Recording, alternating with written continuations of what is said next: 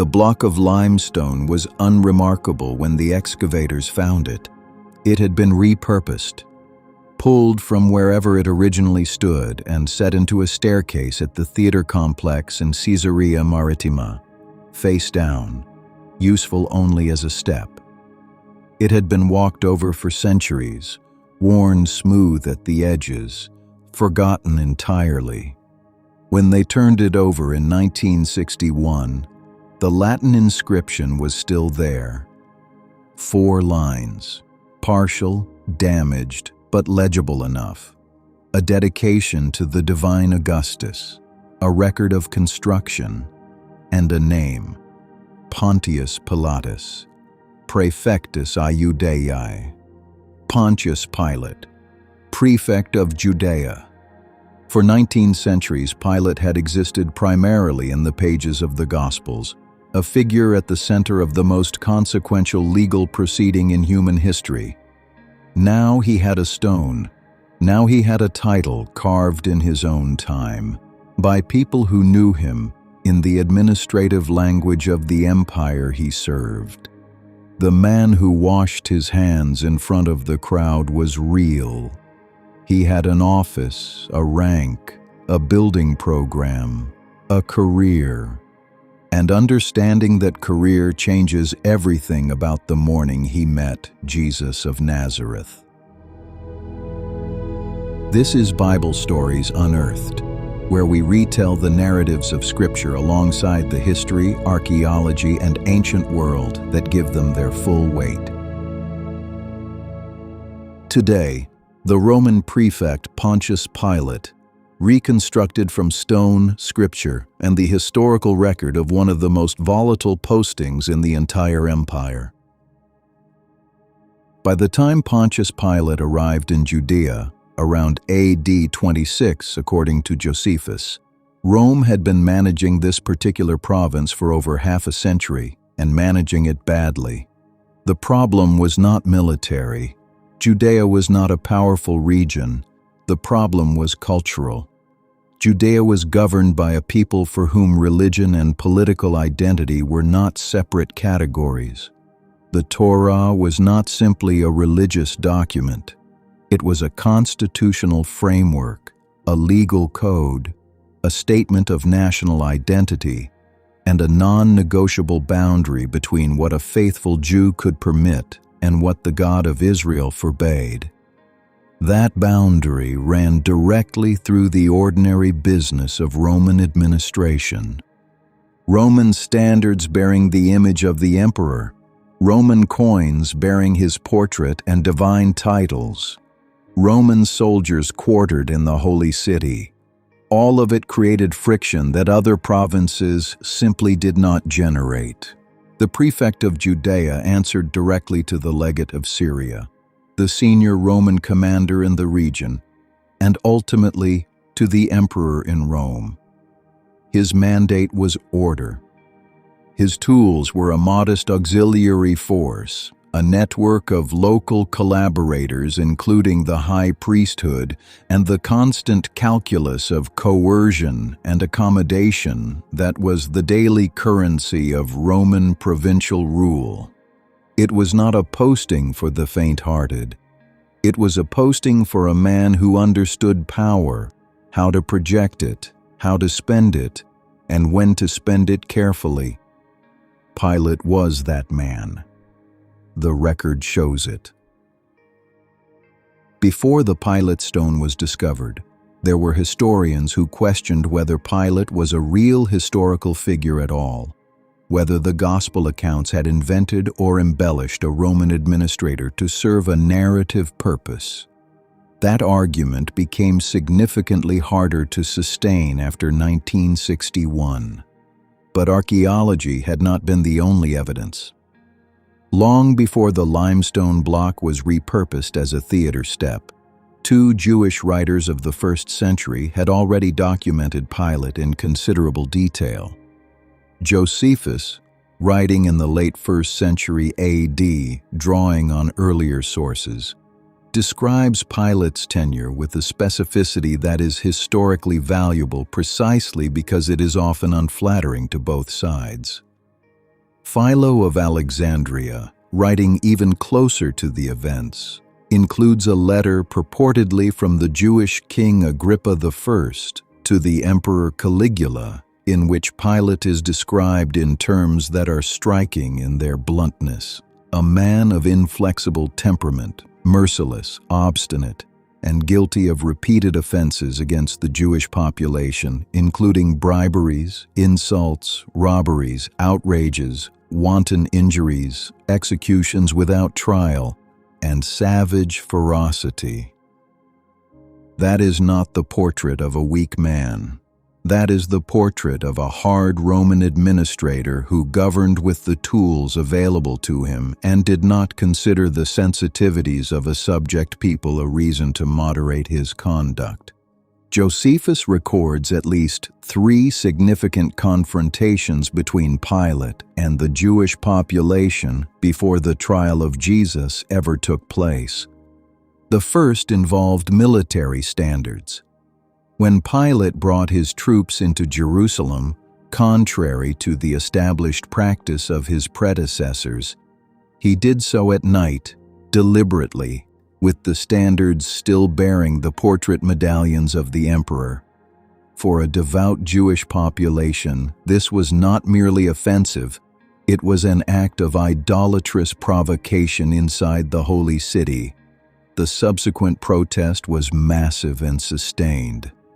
A crowd traveled to Caesarea and surrounded the governor's residence for 5 days. Pilate eventually surrounded them with soldiers and threatened massacre. The crowd bared their necks and said they would rather die than see the law violated. Pilate backed down. The second involved the temple treasury. Pilate seized funds from the Corbonus, the sacred temple treasury, to finance an aqueduct construction project. The riots that followed were suppressed by soldiers disguised in civilian clothing who beat the protesters with clubs, causing multiple deaths. The third, recorded in Luke's Gospel directly, involved Galileans whose blood Pilate had mixed with their sacrifices, an act of apparently deliberate desecration that had entered common knowledge in Jerusalem by the time Jesus referenced it. This is the Pilate who walked into the Praetorium, the Roman administrative headquarters, possibly the Antonia Fortress or Herod's Palace. The precise location remains debated. On the morning of Passover in approximately AD 30. The timing matters enormously. Passover drew enormous crowds to Jerusalem. Estimates vary widely, but the city's population swelled many times over during the feast. Josephus gives figures that most modern scholars consider exaggerated, but the underlying point is unambiguous. Passover Jerusalem was dense, inflamed with religious feeling, politically charged and acutely sensitive to any perceived Roman interference with Jewish worship and law. Pilate was in Jerusalem specifically because of Passover. Roman prefects typically based themselves at Caesarea Maritima on the coast. That is where the Pilate Stone was found, and that is where the administrative apparatus of the province was concentrated. But during major festivals, when the city was most volatile, the prefect came to Jerusalem with reinforced troops. His presence was a visible statement of Roman control.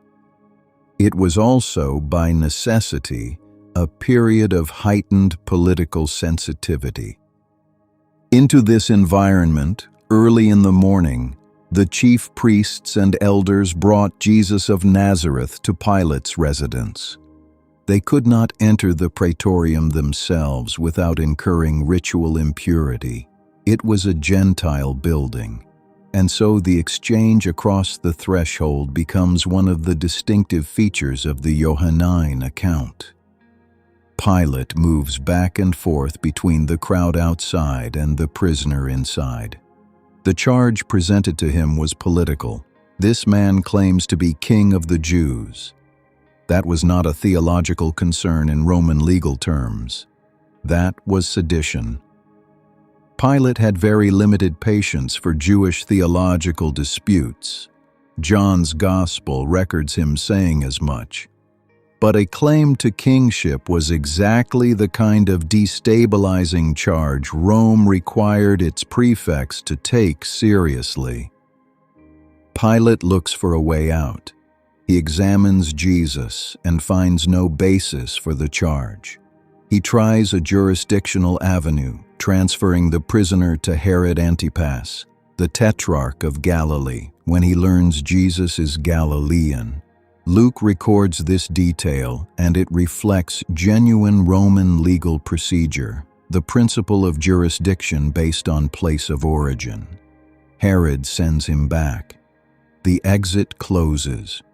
He tries a Passover amnesty, offering to release Jesus to the crowd under what he presents as a local custom. The crowd, guided by the chief priests, chooses Barabbas instead. Finally, Pilate has Jesus flogged. In Roman legal practice, a severe scourging was sometimes used as a brutal warning, a precursor to release rather than execution. He brings the prisoner back out before the crowd. Exe homo. Behold the man. The gesture is a calculation. Roman justice has drawn blood. Let that be enough. The crowd does not accept it. And it is at this point that Matthew's Gospel records the gesture that has defined Pilate's image across 2,000 years of art and imagination. Pilate calls for a basin of water and washes his hands before the crowd, declaring himself innocent of this man's blood.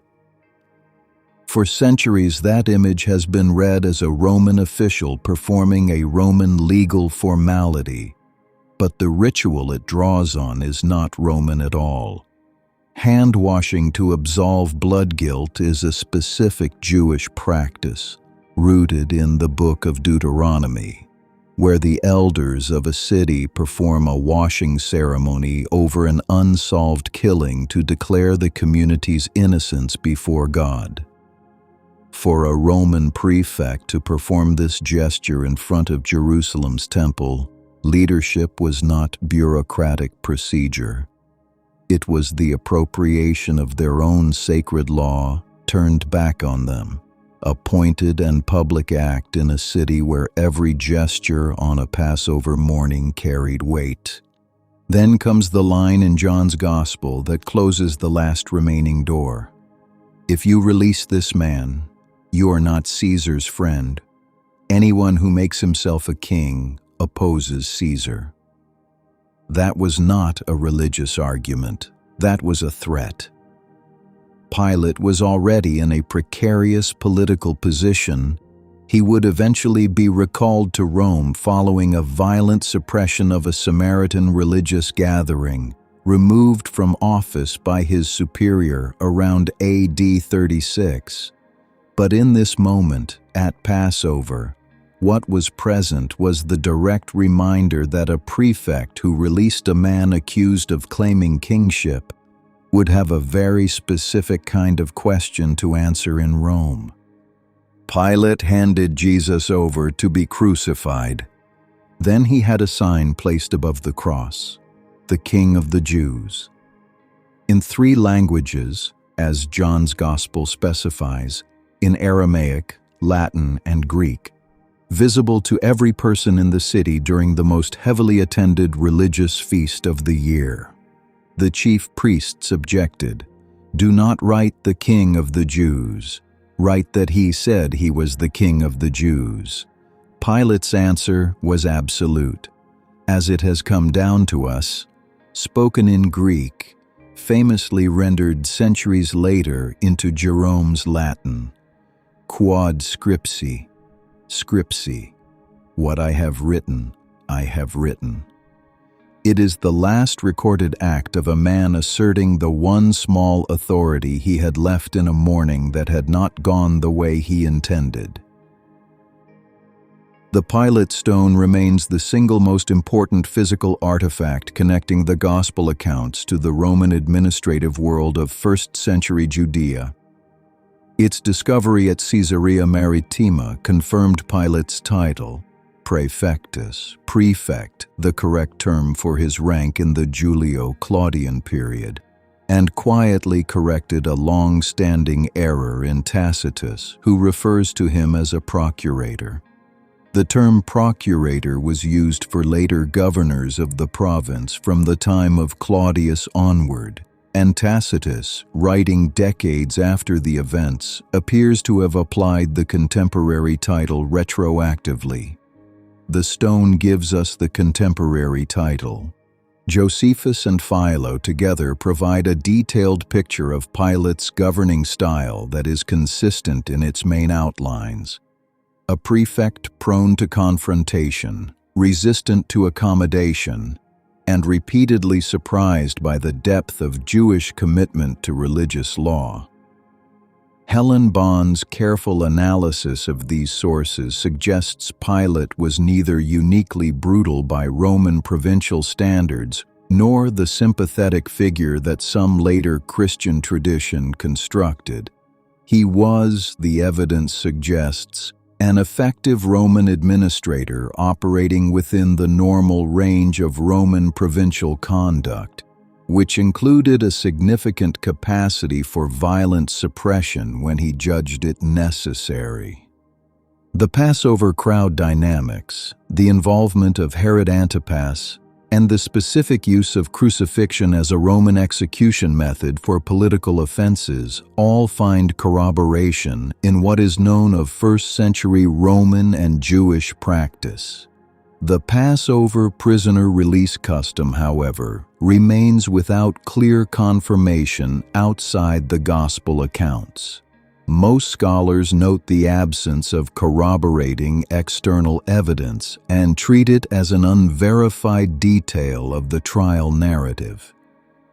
What the record cannot resolve, and what the Gospels do not attempt to resolve on historical terms, is the interior of the decision. What Pilate believed, what he feared, what he understood about the man standing in front of him. A block of limestone turned face down in a staircase for 19 centuries. A name carved in the administrative language of an empire that no longer exists. 4 words that end a conversation and close a door. What the historical record gives us is the pressure Pilate was under. Real, political, career-defining pressure that any person in any institution in any era would recognize. The cost of the right decision when the wrong one is safer. The way power narrows the options available to the person holding it until the choice that seemed impossible becomes the one that gets made. Pontius Pilate was not a peripheral figure who happened to be present. He was a man with a title, an office, a track record, and a decision to make on the most consequential morning in the story. What the stone cannot tell us, what no stone ever could, is whether he knew it. Thank you for being here. This story has been told. Subscribe and return to Bible Stories Unearthed. The book is open. Let's unearth more.